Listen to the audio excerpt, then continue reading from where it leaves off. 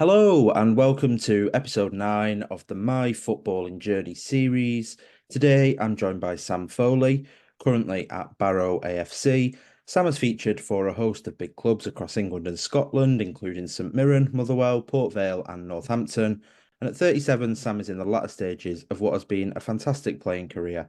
And he joins us today to discuss his journey so far, post-playing options for footballers, and much more. Sam, welcome to the podcast. No, thanks for having me, Joe. Yeah, no, brilliant to have you here. Obviously the show is all about journeys. So as a footballer who's still playing, we want to start at the beginning there of your playing career. So let's go right back. Tell us about the start of your footballing journey.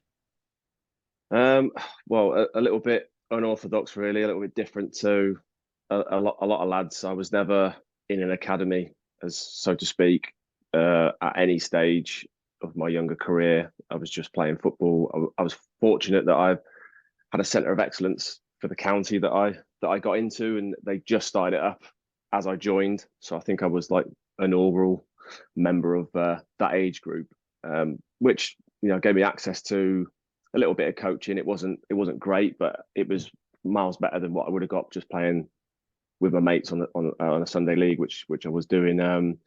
And then just through there of playing against bigger clubs, it kind of gave me a bit of a hunger for it of to see where I wanted to go with my game. But I was still relatively young and only really playing for the joy of it, which is something that um, I've tried to continue throughout my adult career. Um, and then we wrote letters at 16, 17. I had a few trials here and there, never got signed. We actually wrote a letter to Cheltenham Town, which was my local side near where I grew up.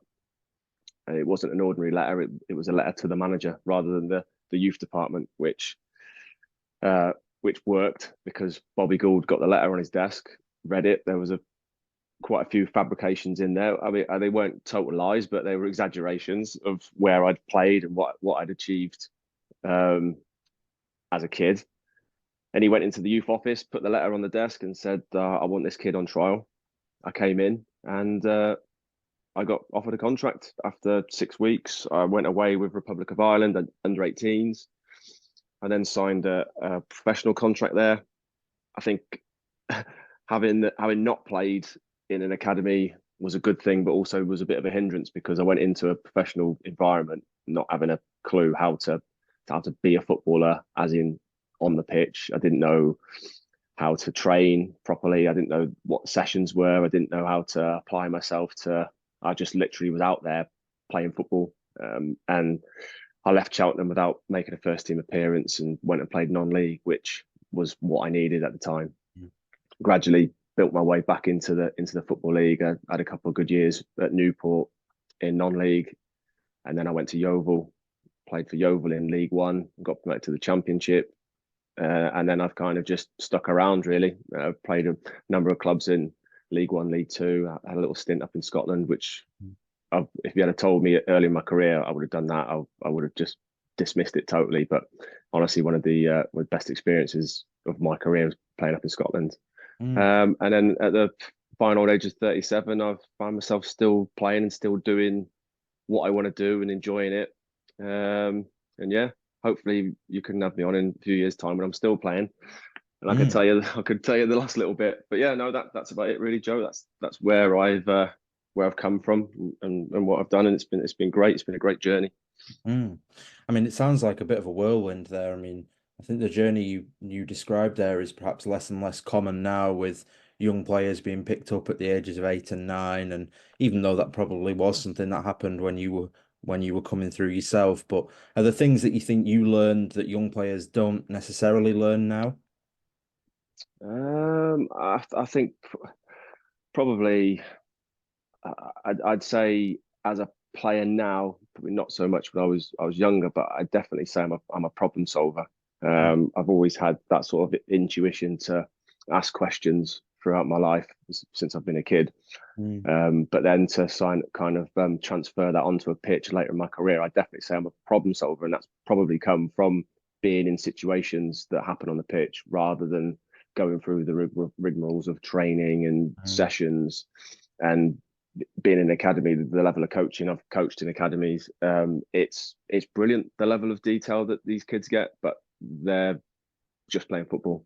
And when you go and play at 3 o'clock on a Saturday in a men's game, I think a lot of kids can get caught up in trying to think about doing the right thing rather than just doing it. And I think that's something that I was fortunate to have, that I just went and played, and I've played a lot of games, and I can kind of use those as reference points.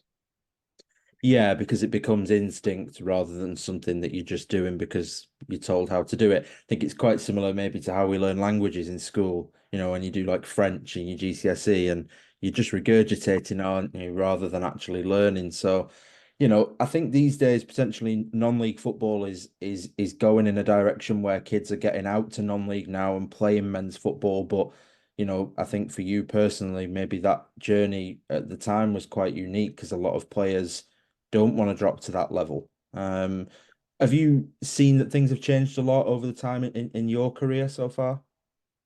Uh, yeah, I think the professionalism of non-league football is on par with football league now. I mean, I've not played National League for a number of years, but from looking from the outside, when you look at the players, the managers that are down there, the clubs, and the fan bases, you just know that teams are doing things properly. Whereas when I was there, it was you're just a team. You had your four walls and a manager.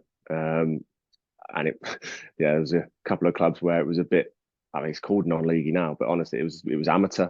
But Mm. you still went out and you played, and those things don't change. I think sometimes when you're saying about these young kids that come from these big academies and they drop down, they kind of forget, who they actually are. You're a footballer. You're not being a footballer, if that makes sense. I had a manager used to say that. It used to confuse me. There's two types of footballers.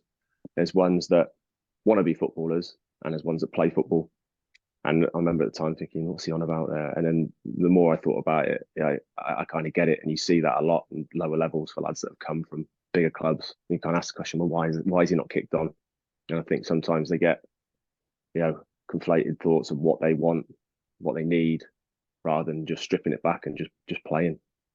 That's really interesting. Is there a piece of advice that maybe you've been given or that you've heard over the years or something from yourself from scratch that you would pass on to young players that kind of relates to that? I've, I think the two, yeah, you can't tell someone to drop their ego. I've had coaches, leave your ego at the door. But at the end of the day, that's up to the player to do that. The player has to discover what works best for them.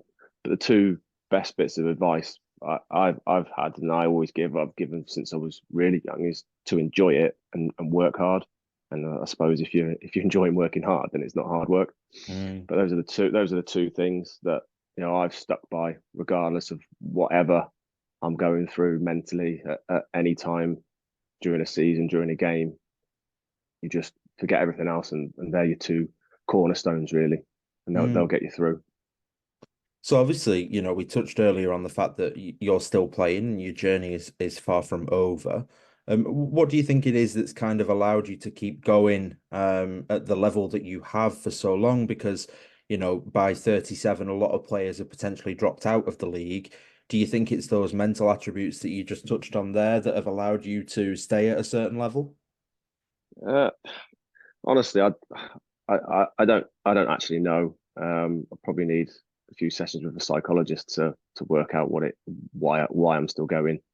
Um, I joke a lot with the younger lads. I say younger lads, they're all younger than me. I joke a lot with the lads about, like, why why am I still doing this? But it's because I love it. That is Mm. it. I just love playing football. I love being in this environment. I love winning. I love being asked questions, trying to find answers, getting tested. Um, and I like proving people wrong. And I've done that since people were going, yeah, you're not good enough for us. So yeah, okay, I'll take it on the chin, and I'll prove you wrong. That's something that powers me a lot. The thought of not playing and doing something else is something I want to kind of put to the back of my head and focus on Mm. playing. And yeah, there is nothing better than stepping out at 3 o'clock, playing, scoring a goal. That feeling of scoring is just unparalleled, and I know that that's something I probably won't get anywhere else. So I Mm. just want to make the most of it. Maybe I do feel like because I missed out early in my career that the game owes me a little bit, and I'm just trying to milk it for everything it's worth. That could be something, but it all boils down to just enjoying it. That's it. I want to enjoy it and make the most of it. Do you think, you know, not to call people out or to aim anything anywhere, but do you think there are players that don't enjoy it and do it because they're going through the motions, or and if they don't, why do you think players continue to play if they're not enjoying it? Um, I don't know. That's probably a question for them, but I Mm, think there's a lot of players hide behind a mask. A lot of players mm, will, will probably deep down mentally they're confused. mm. They know they love it, but they don't want to show that they're loving it. Um, I Yeah. went I took my kids bowling a few weeks ago, and in the lane next to us there was an older girl was with her mum and younger brother, and she sat on her phone. And then when it was her time to bowl, she'd go up to the bowl and she'd just drop it, wouldn't even push it. And she must have been 13, 14, and my kids are 5 and 7, and they're like launching it down there and it's not going anywhere. And this girl's just dropping it and it's just rolling dead slow, and it kept stopping. And then she'd go back, and I'm thinking, she wants to be here, but she doesn't want to be seen to be Mm, here.